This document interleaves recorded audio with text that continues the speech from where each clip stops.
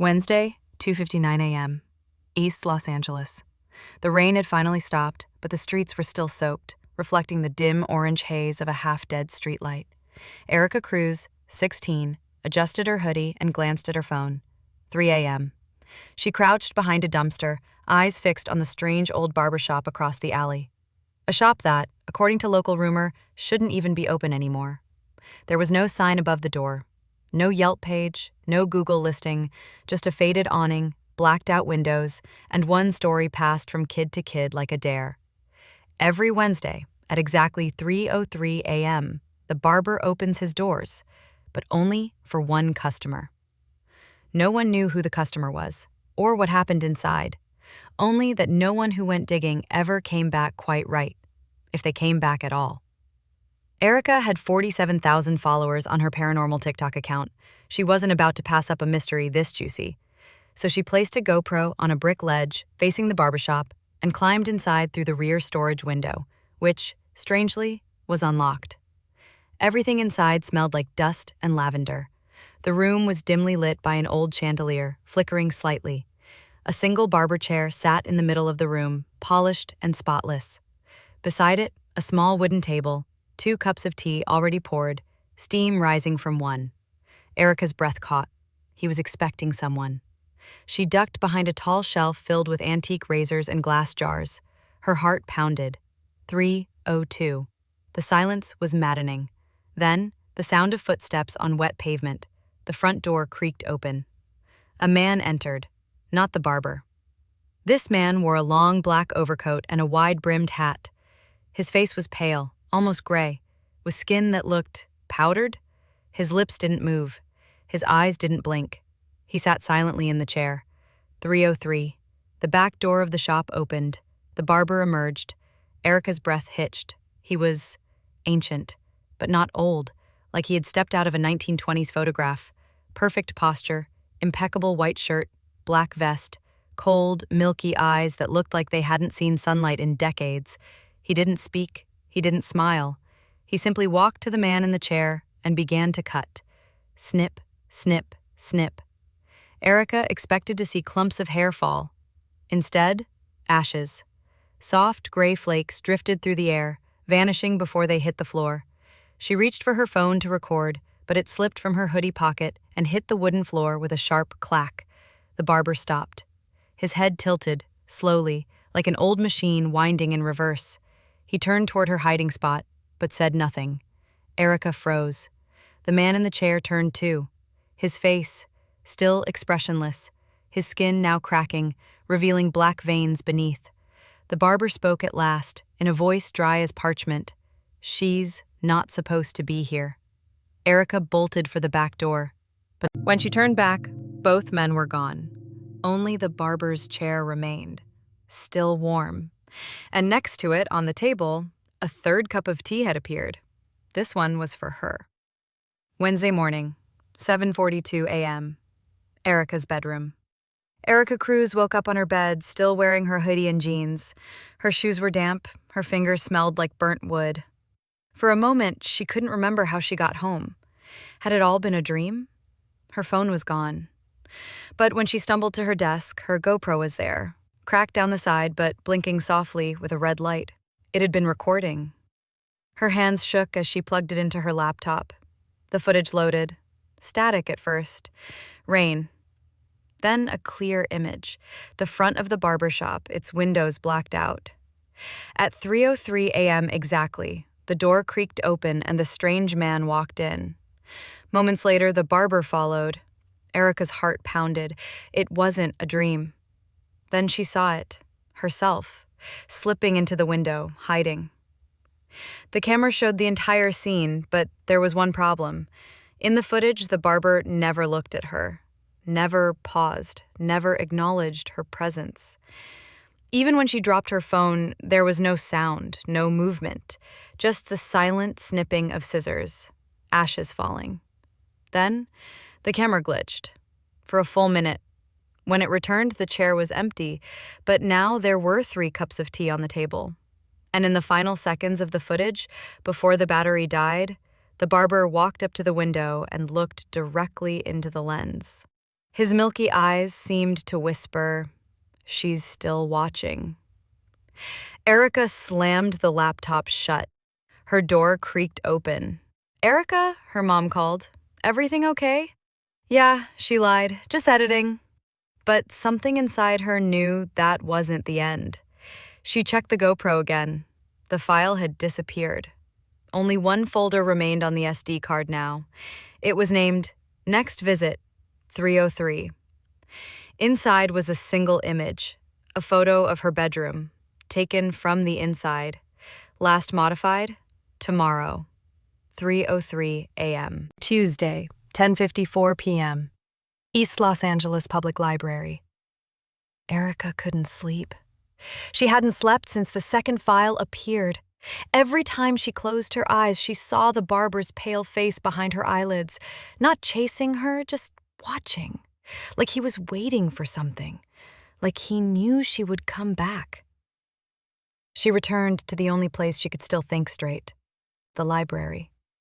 There, she scoured city records, history archives, anything that might mention the shop. That's when she found it. A faded article from the Los Angeles Herald, dated October 1925. Notorious barbershop closes after disappearances. 3 men and 1 woman, all last seen entering Aurelio's Barberia on Montecito Street, have vanished. The owner, one Aurelio Viscardi, is also missing. Police entered the premises and found no sign of struggle, only an immaculate chair and 3 cups of untouched tea. Erica's stomach twisted. The address? Same block as the barber shop she entered, but the building had supposedly burned down in 1941. So, how did she walk into it last night? She dug deeper, and behind the article, tucked in the archive folder, was a thin, yellowed paper, handwritten, an appointment list. Wednesdays, 3:03 a.m. The names were carefully inked in calligraphy. Every week had one name, until the last page. October 14th, 1925, Mr. Lionel Carter. October 21st, 1925, Mrs. Evangeline Shaw. October 28th, 1925, missing. November 4th, 1925, Erica Cruz. Erica dropped the paper. Her name, in 1925 ink, on a sheet untouched for nearly 100 years. She turned the page. Below her name, the rest of the list was blank, except for a scribbled note in crimson ink. Recut, reform, rewatch. History must be groomed. Wednesday, 2:45 a.m., Erica's bedroom. She'd locked every window, turned every light on, but the moment the clock hit 2:59 a.m., her phone vibrated with a notification, a calendar alert. Your appointment with the barber begins in 4 minutes. She stared in horror as her reflection in the mirror smiled, but she wasn't smiling. The Erica in the mirror lifted her hand and began to cut her own hair. Wednesday, 3:03 a.m., the barber shop, again. She didn't remember leaving her room, but now Erica stood once more inside the barber shop. Her feet were bare. Her breath was visible, though it wasn't cold. The shop was different this time. The furniture was warped, stretched. The walls bled sepia tones like an overexposed photograph.